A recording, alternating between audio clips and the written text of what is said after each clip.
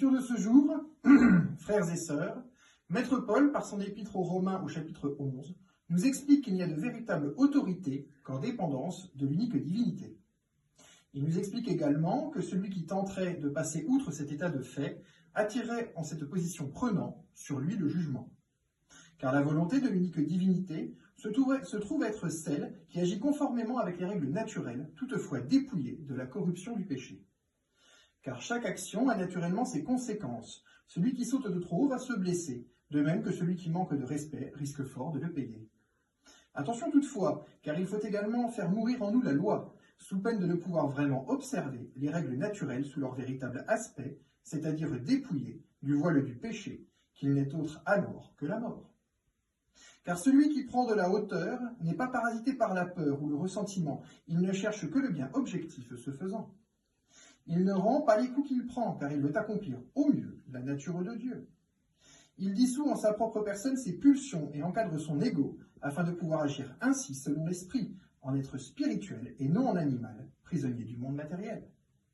Cette étape est cruciale, car c'est ici que l'on attend le véritable chrétien, c'est-à-dire celui qui sait différencier le mal du bien et donner une véritable définition de ces concepts abscons. C'est pourquoi en ce dimanche, frères et sœurs, je souhaiterais que nous nous attardions sur la différence qui peut exister entre le préternaturel et le naturel commun, afin qu'à l'avenir vous puissiez différencier la nature de Dieu de la corruption du péché, qui la recouvre volontiers.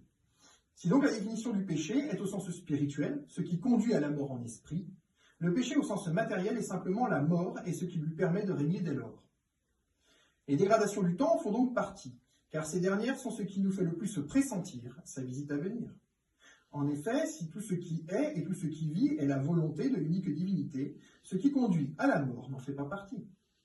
Il faut donc, lorsque vous considérez la différence entre les véritables puissances et les fausses autorités, garder ceci en un coin de votre esprit.